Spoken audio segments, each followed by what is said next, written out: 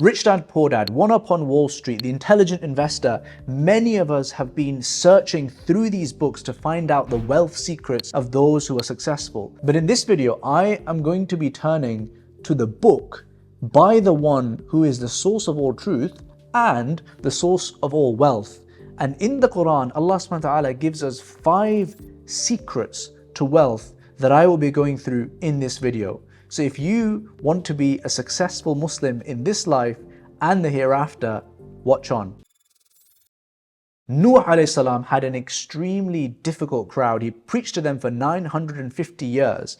But as part of the preaching to them, Allah subhanahu wa ta'ala told Nuh to give them the secrets, the keys to incredible, unimaginable amounts of wealth. Allah subhanahu wa ta'ala says in the Quran, فَقُلْتُ اسْتَغْفِرُوا رَبَّكُمْ إِنَّهُ كَانَ غَفَّارًا يُرْسِلِ السَّمَاءَ عَلَيْكُمْ مِدْرَارًا وَيُمْدِدْكُمْ بِأَمْوَالٍ وَبَنِينَ وَيَجْعَلْ لَكُمْ جَنَّاتٍ وَيَجْعَلْ لَكُمْ أَنْهَارًا. Allah subhanahu wa ta'ala says that if you seek forgiveness from Allah subhanahu wa ta'ala and do sincere tawbah, then Allah subhanahu wa ta'ala will reward you with rains, He will reward you with children, with wealth, with crops. He will reward you both in this life and in the hereafter. He will give you rivers and gardens. And Allah subhanahu wa ta'ala is saying, in other words, that all you have to do if you are going to unlock significant amounts of wealth with barakah as well, is forgiveness. So ask forgiveness from Allah subhanahu wa ta'ala. That is His promise. Tip number 2, as we all know because we've been to those charity fundraisers, charity, my brother, does not decrease wealth.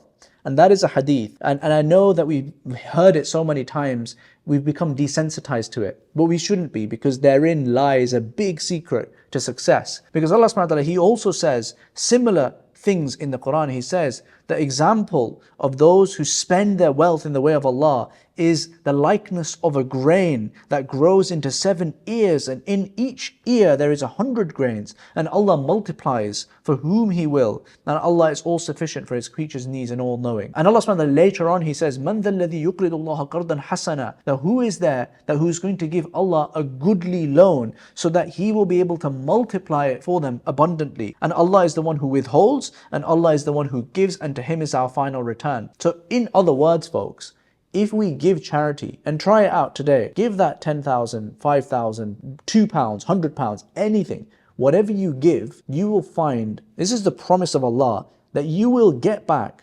100 times, 10 times more than you gave to Him. And it might not be in this life, it will be in the hereafter as well.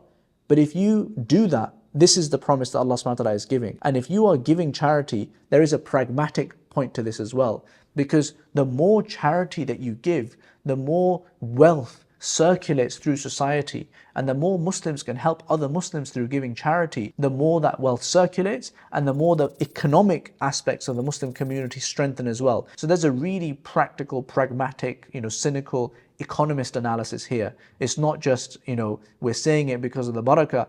It works. It actually works from an economic perspective as well. Lesson number 3, actually go out and seek the wealth. Allah subhanahu wa ta'ala, He says in Surah Jum'ah, فَإِذَا قُضِيَتِ الصَّلَاةُ فَانْتَشِرُوا فِي الْأَرْضِ وَابْتَغُوا مِنْ فَضْلِ اللَّهِ وَاذْكُرُوا اللَّهَ كَثِيرًا لَعَلَّكُمْ تُفْلِحُونَ. After the salah has been done, Allah subhanahu wa ta'ala says to us, go out, فَانْتَشِرُوا, spread out in the land. Look for those niches. Don't just all clump up together and just copy each other and do another fried chicken shop.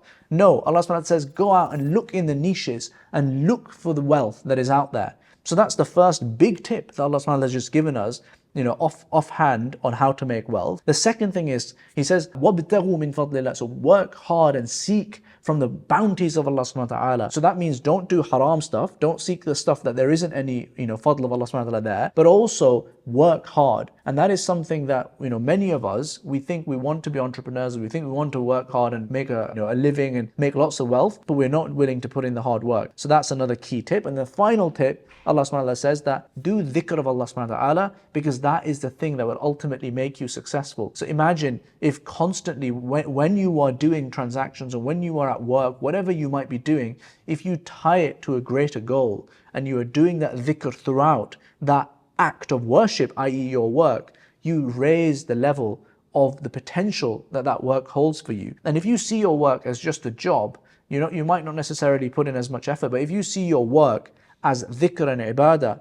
and much more meaningful to you, then I guarantee you, you're going to put a lot more effort into it, and it's going to unlock so much more for you from a rewards perspective, both in this life and in the hereafter. Number 4, fear Allah subhanahu wa ta'ala. Be God conscious of Allah subhanahu wa ta'ala. Allah subhanahu wa ta'ala says in the Quran, وَمَن يَتَّقِ اللَّهَ يَجْعَل لَّهُ مَخْرَجًا وَيَرْزُقْهُ مِنْ حَيْثُ لَا يَحْتَسِبُ. Allah subhanahu wa ta'ala says that if you are conscious of Allah, mindful of Allah, He will make out a way for them and provide for them sustenance from sources that they could never even imagine. And whoever puts trust in Allah, then He alone is sufficient for them. So the person who has that taqwa of Allah subhanahu wa ta'ala, who has that God consciousness, that mindfulness, that fearfulness, that piety of Allah subhanahu wa ta'ala, Allah subhanahu wa ta'ala says that He will set for you a path out, and He will give you sustenance from places that you could not even imagine. So the core thing, ladies and gentlemen, brothers and sisters, is we need to have taqwa of Allah subhanahu wa ta'ala.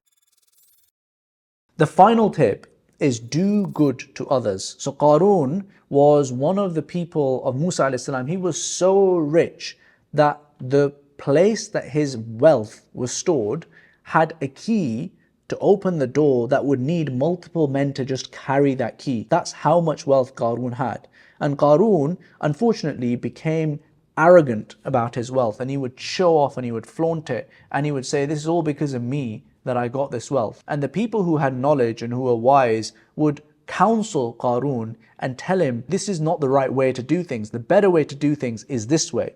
And what is it that they said? Because that's the thing we should focus on and understand, how we should behave when it comes to wealth. So they said, rather seek the reward of the hereafter by means of what Allah subhanahu wa ta'ala has granted you, without forgetting your share in this world, and be good to others as Allah subhanahu wa ta'ala has been good to you, and do not seek to spread corruption in the land, for Allah certainly does not like corruptors. So if we want to have wealth, if we want to have a successful and happy life, the first thing is we must be doing something for the pleasure of Allah subhanahu wa ta'ala. We must be spending in the path of Allah subhanahu wa ta'ala in the way that He wants. We must not be spending in the opposing direction and spreading corruption and fasad in the land. We must also be looking to help other people. This is another key characteristic that the wise people that were counseling Qarun pointed out. They said, help other people with your wealth. And the interesting thing with Qarun being told to have mercy and give to others is that Allah subhanahu wa ta'ala says that if you show others mercy, الراحمون يرحمهم الرحمن ارحموا من في الأرض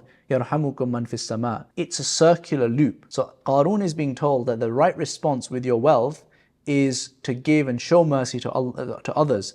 Allah subhanahu wa ta'ala says in a hadith, He says that the ones who show mercy to others, الراحمون يرحمهم الرحمن, Allah subhanahu wa ta'ala will show them mercy. And Allah subhanahu wa ta'ala, when He shows His mercy, we know what happens. He will give even more wealth. So it's a completely circular loop if we see the verse and the hadith in collaboration with each other. So folks, there we are, 5 tips from the Quran on how you can become wealthier in your life. If you enjoyed that and would like us to do more tips from the Quran and the hadith about wealth and prosperity, let us know in the comments below, and inshallah we'll pick up on that as well.